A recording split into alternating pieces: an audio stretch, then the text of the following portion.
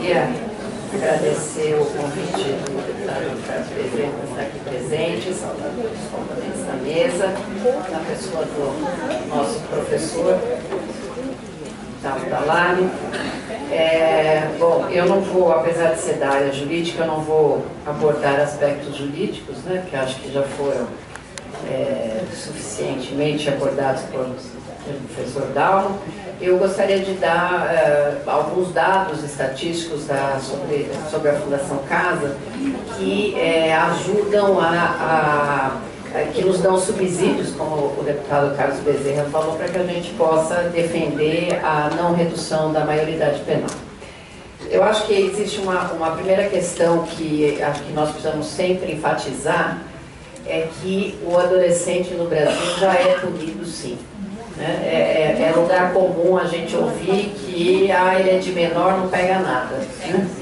E, na verdade, a partir dos 12 anos de idade, ele já pode ser submetido às medidas socioeducativas, que podem ser medidas alternativas à privação de liberdade, como a liberdade assistida, a advertência, a prestação de serviço à comunidade, mas também pode ser submetido a uma pena privativa de liberdade, né, que é a medida de internação.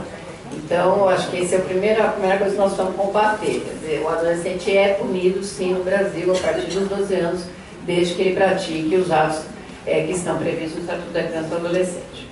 Outra questão que me parece importante ressaltar é, se nós pegarmos as estatísticas da Secretaria de Segurança Pública de São Paulo, que são divulgadas mês a mês, nós vamos ver que os adolescentes respondem por uma parcela bem menor dos crimes que são praticados. Né? A cada 100 pessoas presas em São Paulo, 87, 88 são adultos e 12 ou 13 adolescentes. Esse número, evidentemente, varia aí mês a mês, mas percentualmente falando, né, de cada 100 pessoas presas em flagrante, portanto, que foram presas praticando crimes, apenas 12 ou 13 são adolescentes, os demais são adultos. Né? Então, ainda que a redução da idade penal tivesse o condão absolutamente mágico, né, de acabar com a criminalidade juvenil, nós ainda teríamos um percentual bastante alto de crimes sendo praticados. Né? E esse número mostra também que, ao contrário do que as pessoas costumam falar, que também é um lugar comum não embasado em números, os jovens praticam muito menos crimes do que os adultos.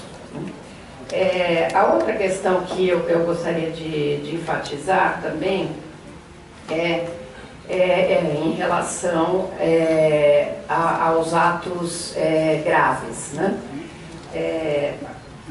O que a gente sempre tem visto também das manifestações das pessoas de maneira geral é que o adolescente é autor de todos os crimes bárbaros e graves que são cometidos. Né? Isso não é verdade. Né?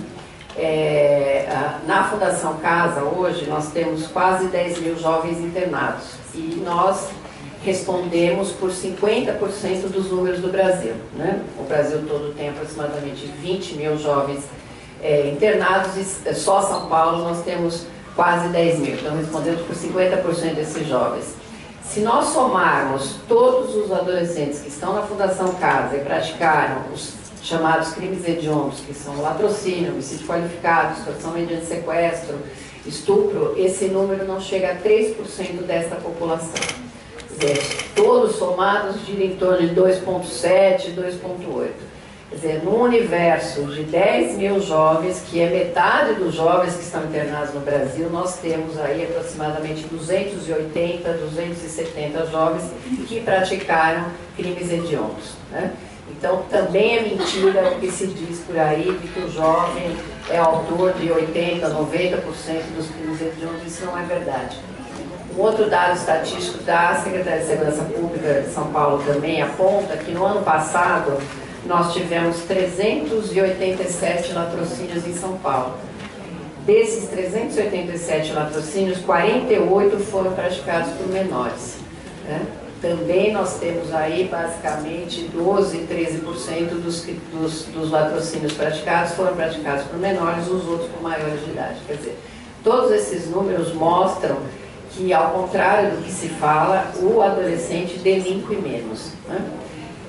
Uma outra questão que eu acho importante ressaltar é que, com todas as modificações que ocorreram na lei penal nos últimos anos, eu ouso dizer que o adolescente hoje é mais punido muitas vezes do que o adulto.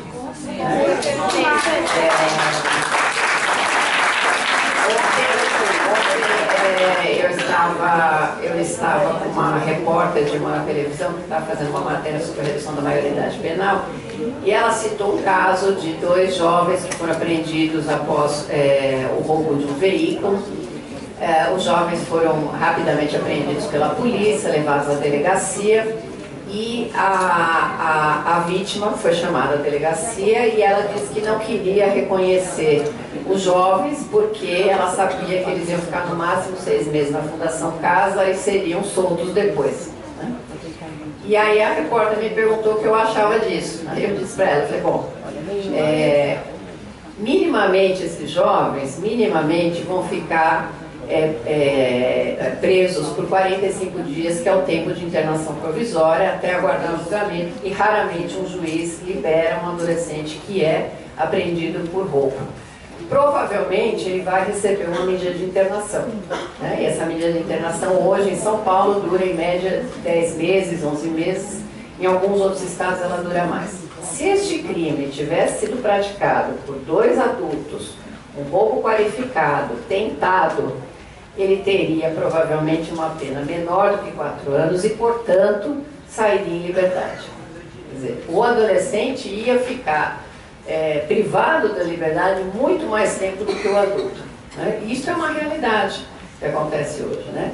Então, se existe uma preocupação com a não punição, e ela deve existir, porque vivemos numa sociedade em que nós temos um índice de segurança alto, né, que as pessoas estão preocupadas com a insegurança, nós temos outras medidas que precisam ser tomadas, primeiro em relação aos adultos, né, como, por exemplo, endurecer a punição para um adulto que utiliza um menor para a prática de um crime, né, que é outra questão que precisa ser estudada, e segundo, reforçar o papel das polícias, né? Porque o jovem ou o adulto só pratica 4, 5 crimes porque ele não é pego da primeira vez, né? Porque nós temos um índice bastante baixo de esclarecimento de autorias de crimes, salvo as hipóteses em que são feitas prisões em flagrantes, nós temos um índice de esclarecimento de crimes muito baixo, né? A outra questão que eu acho que é importante enfatizar é que por mais que a gente diga que o jovem hoje ele nasce mexendo na internet, ele conhece um monte de coisa e tal, ele ainda é uma pessoa em formação, ele ainda é imaturo, né? Basta conversar com qualquer adolescente, você pode pegar um adolescente de 1,80 m que esteja na Fundação Casa, que tem cara de homem, ele é imaturo, né? Ele ainda tem o desenvolvimento, ele ainda está em formação. Tanto que nós temos um grupo de psiquiatras que trabalham, que são da USP, que trabalham conosco na Fundação, para os casos que a gente tem a programa de saúde mental, eles raramente fecham um diagnóstico com menos de 18 anos. Por quê? Porque com menos de 18 anos a pessoa ainda está em modificação, o cérebro ainda está em desenvolvimento e, portanto, ainda há uma dificuldade para saber o estado de maturidade dessa pessoa. Então, resumindo, porque acho que eu já estou terminando o meu tempo aí, os adolescentes praticam muito menos crimes do que os adultos, não praticam os crimes gravíssimos que colocam por aí, são ainda pessoas em formação e, portanto, merecem um tratamento diferenciado. Vamos acabar com a Fundação Casa. Da hora! Precisamos achar algo que substitua, então, a Fundação Casa, né?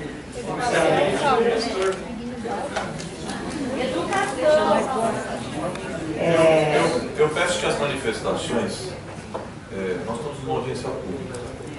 Eu, no início da audiência, propus uma série de informações de balizas para a gente conduzir essa audiência pública e atingir o nosso objetivo, porque ela tem um objetivo. Então, eu solicito que as intervenções a serem feitas possam ser feitas no momento oportuno e da maneira com a qual a gente combinou desde o início.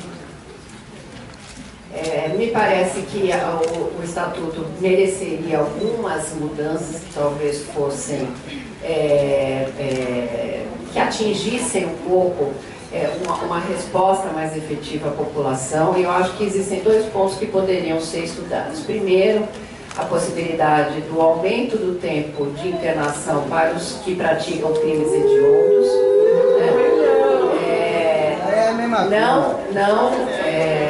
não numa maneira de você ter um prazo fixo, mas você poder ter um tempo maior de resposta do Estado. Acho que essa seria uma alternativa em que a gente daria uma resposta mais efetiva à sociedade e também poderíamos ter um tempo maior para trabalhar com esses jovens. E a outra questão que precisa... e quando eu falo de um tempo maior, esse tempo maior evidentemente não seria cumprido no presídio, porque senão, se a gente mandasse no presídio, a gente estaria reduzindo a maioridade penal por vias transversas. O maior tempo é na escola. A outra questão que eu acho que o Estatuto precisa dar uma resposta é para os casos dos jovens que têm problemas de saúde mental. Hoje nós não temos, o Estatuto fala que ele deve receber um tratamento em local adequado. Agora, qual é este tratamento? A saúde não dá uma resposta. Então não é o Estatuto. Então, o que acaba acontecendo é que a imensa maioria dos juízes internam esses jovens na Fundação Casa, porque a saúde não dá uma resposta adequada para isso. Esses jovens não absorvem a medida socioeducativa. Então é isso que eu estou tentando falar. Os jovens não absorvem medida e são os que mais são punidos na fundação, porque são jovens que ficam 3 anos na fundação. São jovens que a gente tem muita dificuldade de trabalhar, porque essa não é a função da fundação, mas são os jovens que são mais punidos. São os que têm problemas de saúde mental, não absorvem medida, praticam crimes porque têm problemas de saúde mental. E nós, no Brasil, não conseguimos dar uma resposta a essa população. É uma grande dificuldade que a gente tem na Fundação. Conversando com os outros estados, a gente nota isso e nós precisaríamos, sim, brigar para que esta população tivesse um atendimento de saúde adequado que hoje não existe. Que ela não fosse colocada dentro da Fundação Casa.